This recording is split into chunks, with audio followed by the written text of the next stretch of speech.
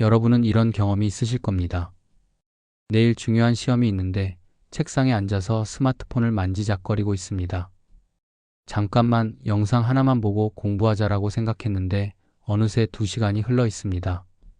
짧은 영상 하나가 끝나면 또 다른 영상이 추천됩니다. 쇼츠를 보다가 릴스를 보다가 또 다른 플랫폼으로 이동합니다. 재미있는 댓글을 발견하면 프로필을 클릭해서 그 사람의 다른 게시물까지 훑어봅니다. 머리 한편으로는 계속 생각합니다. 공부해야 하는데, 과제 제출일이 내일인데, 이러면 안 되는데. 하지만 손은 멈추지 않습니다. 스크롤을 내리는 손가락이 마치 자동으로 움직이는 것 같습니다. 밤 12시가 넘어서야 이제 정말 해야겠다라고 마음을 먹습니다. 하지만 이미 머리는 무겁고 집중력은 떨어져 있습니다. 결국 대충 끝내거나 아예 포기하고 잠자리에 듭니다. 잠들기 전 침대에 누워서 후회가 밀려옵니다. 왜 또 이랬을까? 내 의지는 왜 이렇게 약할까? 나는 왜 이렇게 게으를까? 자기 혐오와 함께 내일은 다르게 살겠다고 다짐합니다. 하지만 다음날 아침 똑같은 패턴이 반복됩니다. 알람을 끄기 위해 잡은 스마트폰으로 메시지를 확인하고 그러다가 어느새 소셜미디어에 들어가 있습니다. 5분만 뭔 일 있나 확인하고라는 생각이 1시간을 훔쳐갑니다. 이런 경험이 몇 번 반복되면 자신에 대한 신뢰가 무너집니다. 나는 뭘 해도 안 되는 사람이구나. 계획을 세워도 소용없어. 결심을 해봐야 어차피 못 지킬 텐데라는 무기력감이 자리 잡습니다. 많은 사람들이 이것을 개인적인 의지력의 문제라고 생각합니다. 인터넷에 의지력 기르는 법, 미루기 습관 고치는 법, 스마트폰 중독 탈출법을 검색해 봅니다. 앱을 설치해서 스마트폰 사용 시간을 제한해 보기도 하고 스마트폰을 다른 방에 두고 공부해 보기도 합니다. 하지만 이런 방법들은 임시적인 효과만 있을 뿐입니다. 며칠 버티다가 결국 원래대로 돌아옵니다. 왜 그럴까요? 근본적인 원인을 해결하지 못했기 때문입니다. 사실 이 문제는 여러분만의 문제가 아닙니다. 현대를 살아가는 거의 모든 사람이 겪고 있는 공통된 현상입니다. 학생부터 직장인, 심지어 전문가들까지 모두 비슷한 경험을 합니다. 해야 할 일은 산더미 같은데 스마트폰을 놓을 수 없어요. 중요한 업무를 미루고 유튜브만 보고 있어요. 다이어트를 결심했는데 배달 음식을 시키고 있어요. 이런 이야기들이 일상적으로 들립니다. 이것은 개인의 의지력이 약해서가 아닙니다. 현대 사회의 구조적인 문제이자 더 근본적으로는 인간 마음의 작동 방식과 관련된 문제입니다. 스마트폰을 들여다보는 순간을 자세히 관찰해 보세요. 우리는 끊임없이 무언가를 찾고 있습니다. 재미있는 영상, 흥미로운 뉴스, 친구들의 근황, 새로운 정보. 하나를 보면 또 다른 것이 궁금해집니다. 이것저것 보고 판단하고 좋다 나쁘다 평가하며 끊임없이 이동합니다. 이 영상 재미있네. 이 사람 멋있다. 이 뉴스 화가 나네. 이 음식 맛있어 보인다. 순간순간 반응하고 평가하며 다음 콘텐츠로 넘어갑니다. 그런데 가끔 특별히 자극적이거나 흥미로운 콘텐츠를 만나면 어떻게 될까요? 그 순간 우리는 그 이야기 속으로 완전히 빨려 들어갑니다. 영상 속 주인공이 되어 함께 분노하고 함께 슬퍼하고 함께 흥분합니다. 생각이 꼬리를 물고 이어집니다. 저 사람은 왜 저랬을까? 나라면 어떻게 했을까? 저런 상황에서는 뭐가 정답일까? 해석과 추측과 판단이 끝없이 이어집니다. 마치 늪에 빠진 것처럼 빠져나오기 어렵습니다. 댓글을 읽어봅니다. 어떤 댓글은 공감되고 어떤 댓글은 화가 납니다.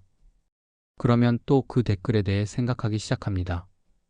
이 사람은 왜 이런 생각을 할까? 요즘 사람들은 정말 하며 사회 전체에 대한 판단까지 내리게 됩니다. 1시간이 지나고 2시간이 지나도 그 여운에서 벗어나지 못합니다. 스마트폰을 내려놓은 후에도 계속 그 생각을 하고 있습니다. 심지어 잠들기 전까지도 그 장면들이 머릿속을 맴돕니다. 많은 사람들이 스마트폰 자체를 문제라고 생각합니다.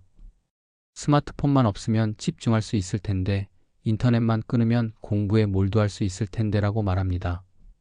하지만 정말 그럴까요? 스마트폰이 없던 시대를 생각해 보세요. 그때도 사람들은 다른 것에 마음을 빼앗겼습니다. 소설책, 만화책, 텔레비전, 잡지. 시대가 바뀔 때마다 마음을 끄는 대상만 바뀌었을 뿐입니다. 더 근본적으로 살펴보면 일상생활 자체가 끊임없이 대상에 끌려다니는 삶입니다. 아침에 일어나서 저녁에 잠들 때까지 우리는 계속 무언가에 마음을 두고 살아갑니다. 사람 관계에 빠져들기도 합니다. 좋아하는 사람이 생기면 그 사람 생각으로 하루 종일 보냅니다. 싫어하는 사람이 있으면 그 사람 때문에 잠도 못 잡니다. 직장에서 있었던 일, 친구와의 갈등, 가족 문제, 이런 것들이 머릿속을 계속 맴돕니다. 성공에 대한 욕망에 사로잡히기도 합니다. 돈을 더 많이 벌어야 해. 더 좋은 직장으로 이직해야 해. 남들보다 앞서야 해. 이런 생각들이 마음을 쉴 새 없이 바쁘게 만듭니다. 실패와 후회에 빠져들기도 합니다. 그때 다른 선택을 했으면 왜 그런 말을 했을까? 앞으로 어떻게 하지? 과거를 되돌리려 하고 미래를 걱정하며 현재를 놓칩니다. 결국 스마트폰 속 콘텐츠는 우리 삶의 축소판입니다. 평소에 우리가 살아가는 방식이 그대로 압축되어 나타나는 것입니다. 대상에 끌려다니고 판단하고 집착하고 빠져나오지 못하는 패턴이 스마트폰, 화면 안에서 더욱 빠르고 자극적으로 반복될 뿐입니다. 따라서 진짜 문제는 스마트폰이 아니라 대상에 끌려다니는 마음의 구조 자체입니다. 이 구조를 이해하지 못하면 스마트폰을 멀리해도 인터넷을 끊어도 다른 대상에 똑같이 끌려다니게 됩니다. 바다를 본 적이 있으십니까? 넓은 바다를 바라보면 끝없이 펼쳐진 수평선이 마음을 평온하게 만듭니다. 하지만 대부분의 시간 우리는 바다 자체를 보지 못합니다. 바다 위에 일어나는 파도에만 시선이 고정되어 있습니다. 파도가 높게 일어나면 와, 대단하다며 흥미진진해합니다. 파도가 잔잔하면 심심한 애라고 생각합니다. 파도가 거칠어지면 무서워하고 파도가 아름다우면 감탄합니다. 파도의 모양과 크기와 움직임에 따라 우리의 감정도 함께 요동칩니다. 그런데 파도는 무엇입니까? 바다 위에 잠시 일어났다가 곧 사라지는 현상입니다. 바람이 불어서 일어나고 바람이 멈추면 가라앉습니다. 달의 인력에 따라 밀물 썰물이 되고 날씨에 따라 모양이 달라집니다. 영원히 지속되는 것이 아니라 계속 변화하는 것입니다. 우리 삶도 마찬가지입니다. 하루 24시간 내내 우리는 어떤 대상에 마음을 두고 살아갑니다. 아침에 일어나면 날씨부터 확인합니다. 오늘 비 온다니까 기분이 우울해라고 하거나 햇빛이 좋아서 기분이 상쾌해라고 합니다. 사람을 만나면 그 사람에게 마음이 끌려갑니다. 좋아하는 사람을 만나면 기분이 좋아지고 싫어하는 사람을 만나면 기분이 나빠집니다. 칭찬을 들으면 우쭐해지고 비판을 들으면 화가 납니다. 일터에서도 마찬가지입니다. 업무가 잘 풀리면 자신만만해지고 일이 꼬이면 스트레스를 받습니다. 성과가 좋으면 내가 유능한 사람이구나라고 생각하고 실수를 하면 나는 능력이 없는 사람이구나라고 자책합니다. 돈이 들어오면 안심하고 돈이 나가면 불안해합니다. 건강할 때는 아무 생각이 없다가 몸이 아프면 세상이 끝날 것처럼 걱정합니다. 좋은 소식을 들으면 들뜨고 나쁜 소식을 들으면 침울해집니다. 이렇게 우리는 평생을 대상에 따라 기분이 오르락내리락하며 삽니다.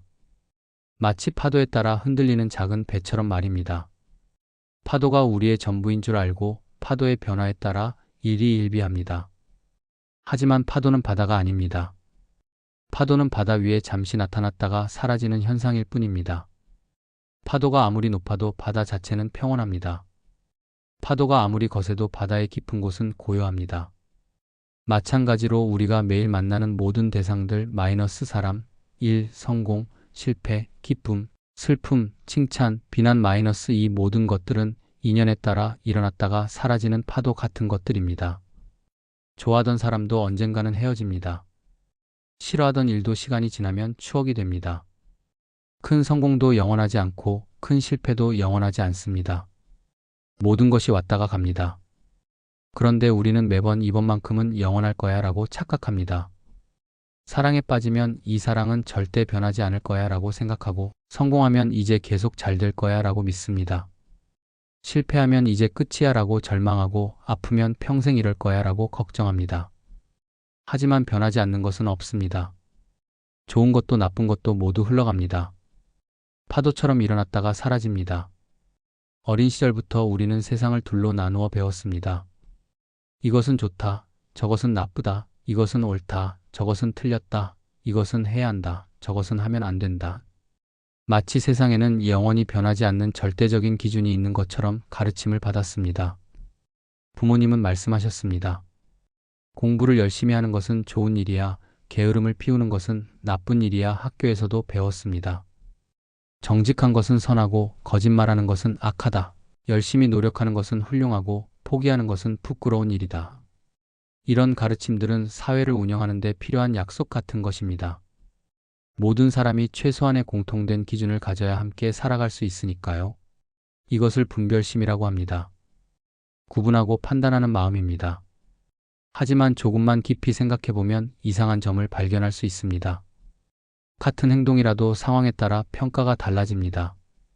거짓말은 나쁘다고 했는데 상대방을 배려하는 거짓말은 때로 좋은 일이 됩니다. 경쟁은 좋다고 했는데 과도한 경쟁은 사람을 병들게 만듭니다. 문화에 따라서도 기준이 다릅니다. 어떤 나라에서는 좋은 것이 다른 나라에서는 나쁜 것이 됩니다.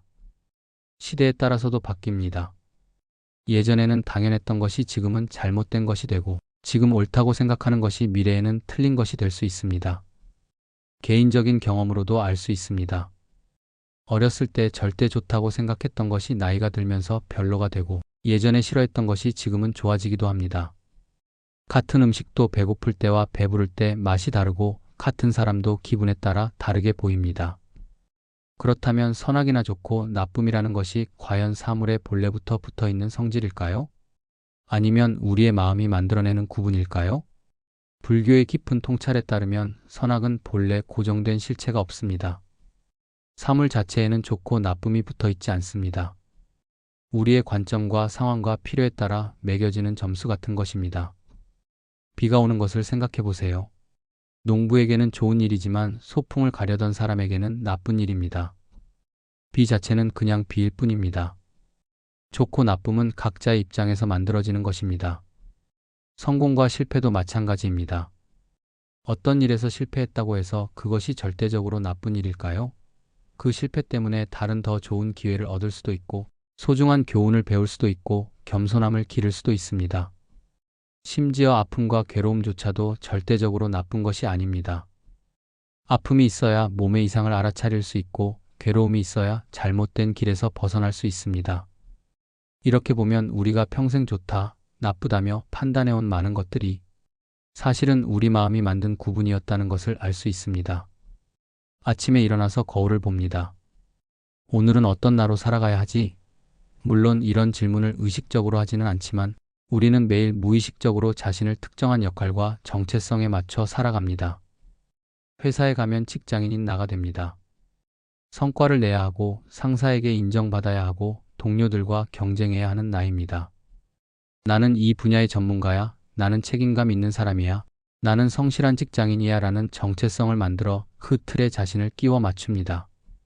집에 돌아오면 가족 구성원인 나가 됩니다. 부모님 앞에서는 자식이 되고 배우자 앞에서는 남편이나 아내가 되고 아이들 앞에서는 부모가 됩니다. 각각의 역할에 맞는 말투와 행동을 하며 좋은 자식, 좋은 배우자, 좋은 부모라는 모습을 연기합니다. 친구들과 만날 때는 또 다른 나가 됩니다. 재미있는 나, 쿨한 나, 의리 있는 나 같은 모습을 보여주려고 애씁니다. 때로는 과거의 추억을 들춰내며 그때 그 나를 재현하기도 합니다. 성공했을 때는 성공한 나라는 정체성에 도취됩니다. 역시 내가 대단한 사람이야, 나는 능력 있는 사람이야, 나는 특별한 존재야 라고 생각하며 그 이미지를 유지하려고 노력합니다. 다른 사람들도 자신을 그렇게 봐주기를 바랍니다. 실패했을 때는 실패한 나라는 정체성에 빠져듭니다. 나는 무능한 사람이야, 나는 운이 없는 사람이야, 나는 뭘 해도 안 되는 사람이야 라고 자신을 규정하고 그 프레임에 갇혀 살아갑니다. 돈이 많을 때는 부유한 나, 돈이 없을 때는 가난한 나가 됩니다. 건강할 때는 건강한 나, 아플 때는 아픈 나가 됩니다. 젊을 때는 젊은 나, 나이가 들면 늙은 나가 됩니다. 이렇게 우리는 끊임없이 자신을 어떤 카테고리에 집어넣고 이게 바로 나야라고 착각합니다. 그 이야기에 완전히 사로잡혀서 그 역할에 맞는 생각과 감정과 행동을 하게 됩니다. 성공한 나일 때는 자신감 넘치고 당당한 생각을 합니다. 실패한 나일 때는 위축되고 부정적인 생각을 합니다. 화난 나일 때는 세상 모든 것이 짜증스럽게 보이고 기쁜 나일 때는 모든 것이 아름답게 보입니다. 하지만 가만히 살펴보세요. 이 모든 나들이 정말 진짜일까요? 어제의 나와 오늘의 나가 다르고 아침의 나와 저녁의 나도 다릅니다. 성격도 바뀌고 생각도 바뀌고 감정도 바뀝니다. 어렸을 때는 완전히 다른 성격이었는데 지금은 완전히 바뀌어 있습니다. 예전에 절대 좋아하지 않을 거라고 생각했던 것을 지금은 좋아하고 예전에 절대 하지 않을 거라고 생각했던 행동을 지금은 하고 있습니다. 상황에 따라서도 완전히 다른 사람이 됩니다. 집에서의 나와 직장에서의 나가 다르고 친한 친구 앞에서의 나와 처음 만난 사람 앞에서의 나가 다릅니다. 기분 좋을 때의 나와 기분 나쁠 때의 나는 거의 다른 사람 같습니다. 그렇다면 이 중에서 어느 것이 진짜 나일까요? 모든 것이 다 나일까요? 아니면 모든 것이 다 가짜일까요? 사실 이 모든 나들은 특정한 상황과 역할과 감정에 맞춰서 임시로 만들어진 가면 같은 것입니다. 마치 배우가 연극에서 다양한 역할을 연기하는 것처럼 우리도 인생이라는 무대에서 여러 가지 역할을 연기하고 있는 것입니다. 문제는 연기하다 보니 그 역할이 진짜 자신이라고 착각하게 된다는 것입니다. 배우가 드라마 속 인물과 자신을 동일시해서 현실과 드라마를 구분하지 못하게 되는 것과 같습니다.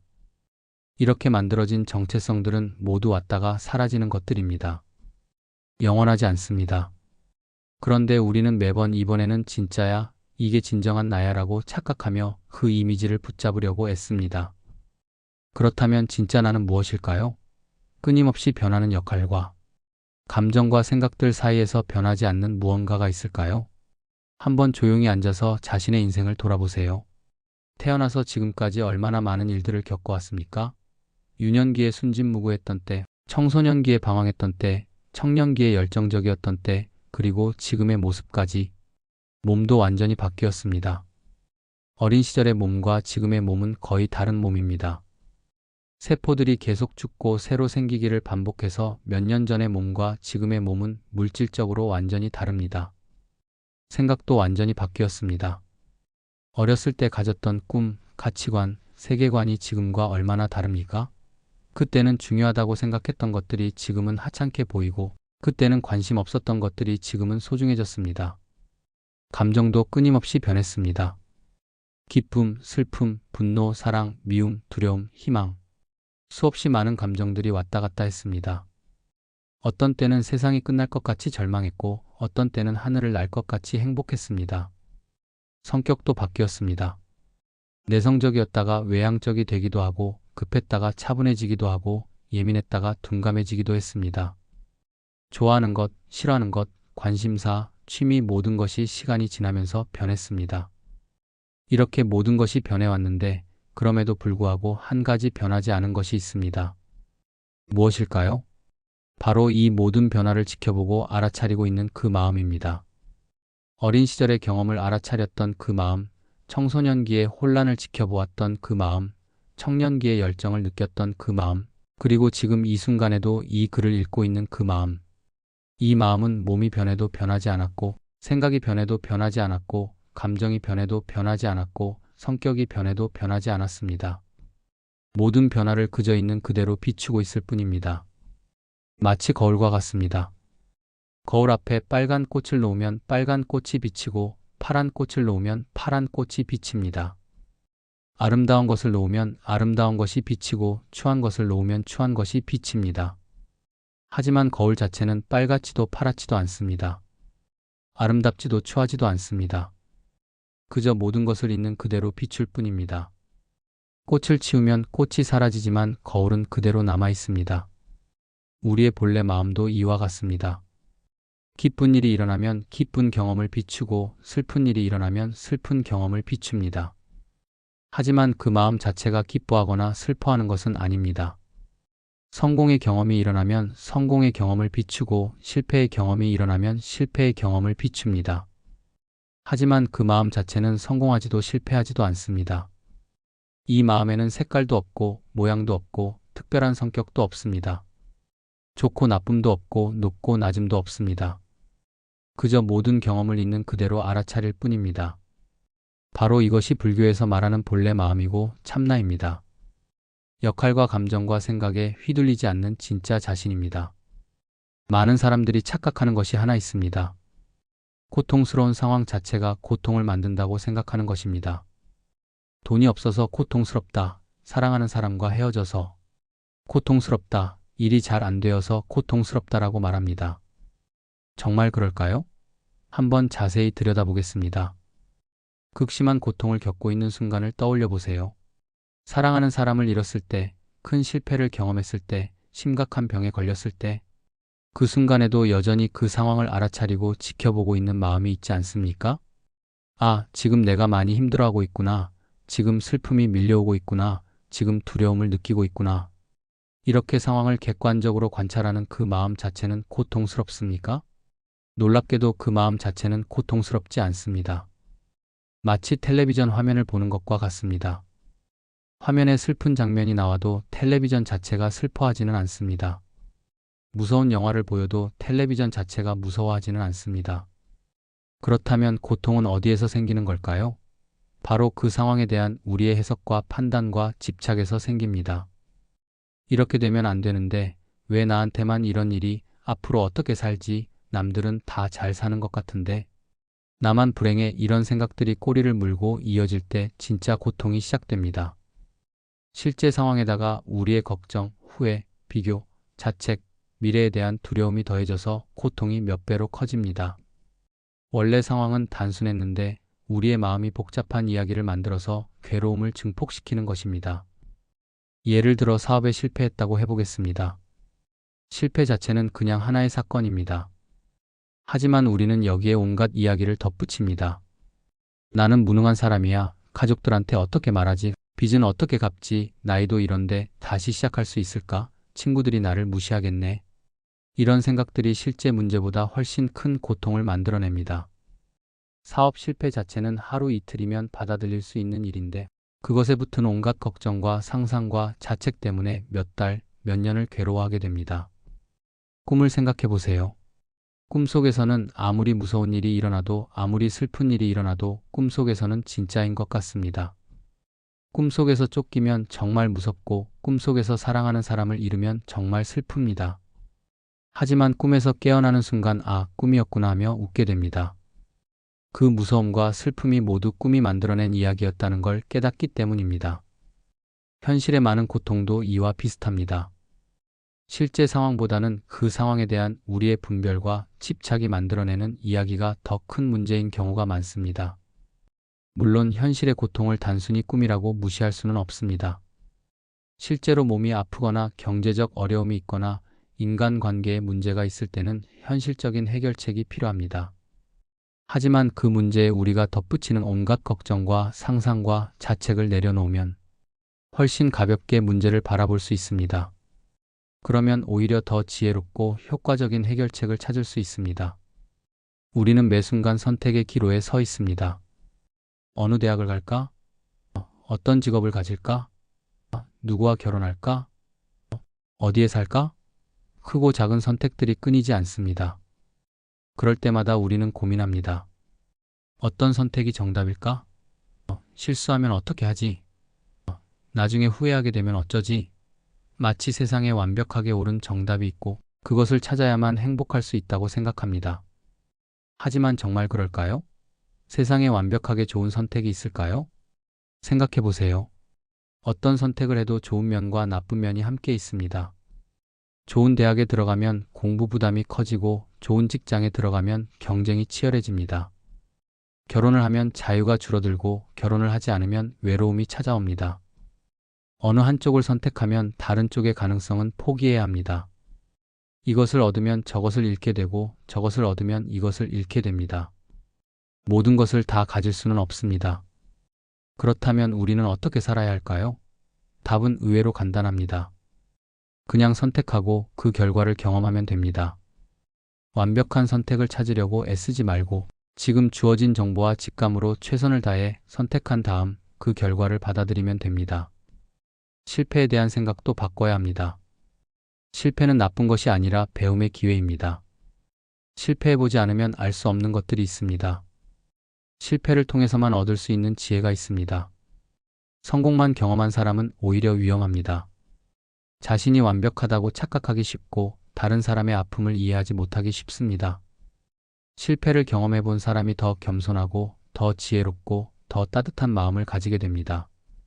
좋은 선택을 해야 한다는 강박이 오히려 삶을 무겁게 만듭니다. 실수하면 안 된다. 후회하고 싶지 않다. 남들보다 뒤처지면 안 된다. 이런 생각들이 우리를 짓누릅니다. 하지만 실수할 자유, 실패할 자유, 후회할 자유를 허용하면 오히려 삶이 가벼워집니다. 실수해도 괜찮아, 실패해도 괜찮아, 후회해도 괜찮아, 이렇게 생각하면 더 과감하게 도전할 수 있고 더 자유롭게 살 수 있습니다. 인생은 문제풀이가 아닙니다. 정답을 맞히기 위한 시험이 아닙니다. 인생은 경험입니다. 다양한 경험을 통해 배우고 성장하고 깨달아가는 여행입니다. 그 여행에서 중요한 것은 목적지가 아니라 과정입니다. 어디에 도착하느냐보다 어떻게 여행하느냐가 더 중요합니다. 성공하든 실패하든 기쁘든 슬프든 모든 경험이 우리를 더 깊이 있는 사람으로 만들어줍니다. 우리가 내리는 많은 결정들을 자세히 들여다보면 흥미로운 사실을 발견할 수 있습니다. 겉으로는 내가 원해서 내 꿈이니까 내 가치관에 맞아서라고 말하지만 실제로는 남들이 나를 어떻게 볼까가 선택의 핵심에 자리 잡고 있는 경우가 많습니다. 어떤 대학을 선택할 때도 정말 내가 공부하고 싶은 분야인가 보다는 남들이 인정하는 대학인가, 부모님이 자랑스러워할까, 친구들이 부러워할까를 더 많이 고려합니다. 직업을 선택할 때도 마찬가지입니다. 내가 진정으로 하고 싶은 일인가 보다는 사회적으로 인정받는 직업인가, 안정적이라고 여겨지는가, 동창들한테 떳떳한가를 먼저 생각합니다. 연애나 결혼도 그렇습니다. 이 사람과 함께 있으면 행복한가 보다는 주변 사람들이 보기에 괜찮은 사람인가, 조건이 나쁘지 않은가, 다른 사람들이 부러워할까를 중요하게 여깁니다. 심지어 일상적인 소비에서도 마찬가지입니다. 정말 필요해서 사는 것이 아니라 남들이 보기에 초라하지 않을까? 걱정돼서 사는 경우가 얼마나 많습니까? 옷, 가방, 자동차, 집. 실용성보다는 다른 사람들의 평가가 우선 고려사항이 됩니다. 이렇게 살다 보니 정작 자신이 무엇을 원하는지도 모르게 됩니다. 남들의 기준에 맞춰 살아오느라 자신의 진짜 마음을 들여다볼 시간이 없었습니다. 남들이 좋다고 하니까 좋은 거겠지, 남들이 성공이라고 하니까 성공인 거겠지 하며 남의 가치관을 자신의 가치관인 양 착각하고 삽니다. 하지만 이런 삶의 방식에는 큰 문제가 있습니다. 아무리 노력해도 모든 사람을 만족시킬 수는 없다는 것입니다. 어떤 선택을 하든 비판하는 사람이 있고 어떤 삶을 살든 인정하지 않는 사람이 있습니다. 좋은 대학에 가면 공부밖에 모르는 바보라고 하고 좋은 직장에 들어가면 재미없게 산다고 합니다. 돈을 많이 벌면 속물적이다라고 하고 돈을 적게 벌면 무능하다고 합니다. 결혼을 하면 자유를 포기했다고 하고 결혼을 하지 않으면 외롭게 늙어간다고 합니다. 심지어 가장 완벽하다고 여겨지는 사람들도 비판을 받습니다. 역사상 가장 존경받는 성인들조차 당시에는 수많은 비난을 받았습니다. 예수도 비판받았고 부처도 비난받았고 간디도 욕을 먹었습니다.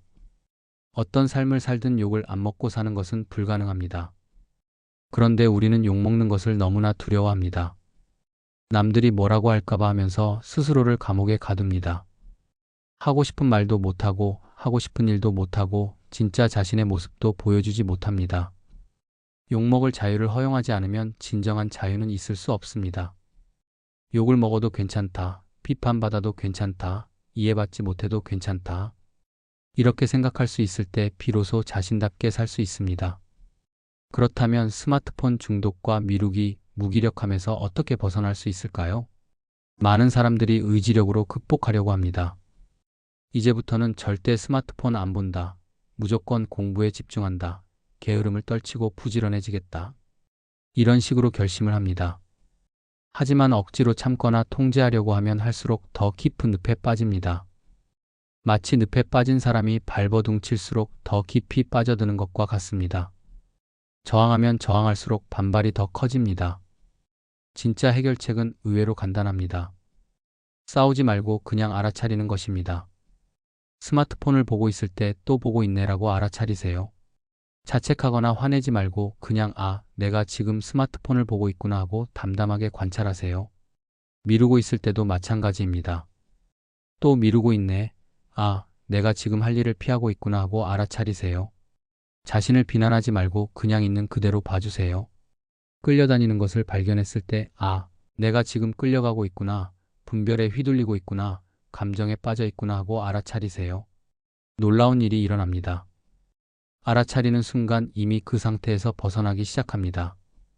끌려다니던 마음에서 지켜보는 마음으로 돌아옵니다. 마치 꿈에서 깨어나는 것과 같습니다. 이것이 바로 선 명상의 핵심입니다. 윗바사나 수행의 본질입니다. 특별한 기법이나 복잡한 방법이 필요한 것이 아닙니다. 그냥 알아차리면 됩니다. 중요한 것은 판단하지 않는 것입니다. 내가 왜 이럴까? 또 실패했네. 역시 안 되는구나. 이런 식으로 자신을 평가하지 마세요. 마치 하늘에서 내려다보듯이 담담하게 관찰하세요. 지금 화가 나고 있구나. 지금 걱정하고 있구나. 지금 질투하고 있구나. 이렇게 알아차리면 됩니다. 그 감정이 좋고 나쁘다고 판단하지 말고 그냥 이런 감정이 일어나고 있구나 하고 지켜보세요. 알아차림은 언제든지 할 수 있습니다. 지금 이 순간에도 할 수 있습니다. 내가 지금 이 글을 읽고 있구나. 지금 이런 생각을 하고 있구나 하고 알아차려 보세요. 이렇게 알아차리는 그 마음이 바로 본래 마음입니다. 끌려다니지 않는 자유로운 마음입니다. 그 자리에서 다시 선택하면 됩니다. 완벽하지 않아도 괜찮습니다. 다시 끌려가도 괜찮습니다. 또 알아차리면 됩니다. 지금까지 긴 이야기를 했지만 사실 핵심은 매우 간단합니다. 스마트폰을 아예 보지 말라는 것이 아닙니다. 할 일을 하지 말라는 것도 아닙니다. 분별에 휘둘리지 말라는 것입니다. 스마트폰도 도구입니다. 필요할 때 사용하고 필요 없을 때는 내려놓으면 됩니다. 문제는 스마트폰 자체가 아니라 스마트폰에 끌려다니는 마음입니다. 주객이 전도되어서 도구가 주인이 되고 우리가 도구의 노예가 되는 것이 문제입니다. 공부도 마찬가지입니다. 공부할 때는 공부하고 놀 때는 놀면 됩니다. 문제는 공부할 때도 마음이 딴 곳에 가 있고 놀 때도 마음이 불안해서 제대로 놀지 못하는 것입니다. 무엇을 하든 마음이 그곳에 있지 않는 것이 문제입니다. 진정한 해결책은 중심에 서는 것입니다. 끌려다니는 마음에서 지켜보는 마음으로 돌아오는 것입니다. 그 자리에 서면 자연스럽게 지혜가 생깁니다. 지금 뭘 해야 하지? 라는 질문에 대한 답이 저절로 떠오릅니다. 그 자리에서는 억지로 참지 않아도 됩니다. 스마트폰을 보고 싶으면 보되 끌려다니지 않고 선택해서 봅니다. 쉬고 싶으면 쉬되 죄책감 없이 당당하게 쉽니다. 공부할 때는 온전히 공부에 집중하고 놀 때는 온전히 놀이에 몰입합니다. 집착하지 않으면 모든 것이 가벼워집니다. 성공해도 우쭐하지 않고 실패해도 절망하지 않습니다. 칭찬을 들어도 교만하지 않고 비난을 받아도 위축되지 않습니다. 모든 것이 파도처럼 왔다 가는 것임을 알기 때문입니다. 이렇게 사는 것이 무책임한 것일까요? 오히려 그 반대입니다. 진정으로 책임감 있게 사는 것입니다. 끌려다니는 삶에서는 제대로 된 책임을 질 수 없습니다. 감정에 휘둘리고 분별에 사로잡혀서 올바른 판단을 할 수 없기 때문입니다. 중심에 서면 상황을 정확하게 파악할 수 있고 지혜롭게 대응할 수 있습니다. 자신의 한계도 인정하고 도움이 필요할 때는 도움을 요청할 수도 있습니다. 완벽하지 않은 자신을 받아들이면서도 최선을 다할 수 있습니다. 이것은 체념이 아닙니다. 포기도 아닙니다. 오히려 진정한 적극성입니다. 불필요한 저항과 갈등을 멈추고 정말 중요한 곳에 에너지를 집중하는 것입니다. 물론 처음에는 쉽지 않습니다. 평생 끌려다니며 살아온 습관이 하루아침에 바뀌지는 않습니다. 하지만 조급해할 필요는 없습니다. 완벽하게 하려고 애쓰지 말고 그냥 조금씩 알아차리는 연습을 하면 됩니다. 하루에 몇 번이라도 내가 지금 끌려가고 있구나 하고 알아차릴 수 있다면 그것만으로도 큰 변화입니다. 점점 알아차리는 순간이 많아질 것이고 점점 중심으로 돌아오는 시간이 길어질 것입니다. 이제 처음에 제기했던 질문으로 돌아가겠습니다. 스스로 통제하지 못하는 게으름과 무기력함은 어떻게 이겨낼 수 있을까요? 답은 이것입니다. 이겨낼 대상이 아닙니다. 우리는 늘 문제를 적으로 여기고 싸우려고 합니다. 게으름과 무기력함을 나쁜 것으로 규정하고 제거해야 할 대상으로 봅니다. 하지만 이런 접근 방식은 문제를 더 크게 만들 뿐입니다. 게으름도 무기력함도 미루기도 모두 자연스러운 마음의 상태입니다. 누구에게나 있는 것이고 완전히 없앨 수도 없는 것입니다. 중요한 것은 그것들을 적으로 여기지 않는 것입니다. 아, 지금 게으름이 일어나고 있구나. 지금 무기력감이 느껴지고 있구나 하고 있는 그대로 바라보세요. 판단하지 말고 저항하지 말고 그냥 관찰하세요. 그러면 놀라운 일이 일어납니다. 그것들을 지켜보고 있는 당신 자신은 게으르지도 않고 무기력하지도 않다는 것을 발견하게 됩니다. 게으름을 알아차리는 마음은 게으르지 않고 무기력함을 지켜보는 마음은 무기력하지 않습니다. 바로 그 자리가 자유의 자리입니다. 끌려다니던 마음에서 벗어나 지켜보는 마음으로 돌아온 자리입니다. 그 자리에서는 게으름에 사로잡히지 않으면서도 게으름을 거부하지 않습니다. 무기력함에 빠지지 않으면서도 무기력함을 미워하지 않습니다. 그 자리에서 다시 한 걸음 선택하면 충분합니다. 지금 뭘 할까? 하고 자연스럽게 다음 행동을 정하면 됩니다. 완벽한 선택을 하려고 애쓰지 말고 그냥 지금 이 순간에 가장 적절해 보이는 것을 선택하세요. 실수해도 괜찮습니다. 다시 끌려가도 괜찮습니다. 또 알아차리면 됩니다. 또 중심으로 돌아오면 됩니다. 이것은 한 번에 끝나는 일이 아니라 평생에 걸쳐 계속하는 연습입니다. 하지만 이 연습 자체가 목적지가 아닙니다. 연습하는 그 순간순간이 이미 자유입니다. 알아차리는 그 순간이 이미 깨어 있음입니다. 지켜보는 그 자리가 이미 평화입니다. 복잡해 보이지만 사실은 가장 단순한 진실입니다. 지금 이 순간 이 글을 읽고 있는 여러분도 이미 그 자리에 서 있습니다. 다만 그것을 놓치고 있을 뿐입니다. 조금만 주의를 기울이면 언제든지 그 자리로 돌아올 수 있습니다. 이것이 끌려다니는 삶에서 벗어나 진정으로 자유로워지는 길입니다. 오늘은 여기까지입니다. 시청해주셔서 감사합니다. 구독, 좋아요, 알림 설정은 큰 힘이 됩니다.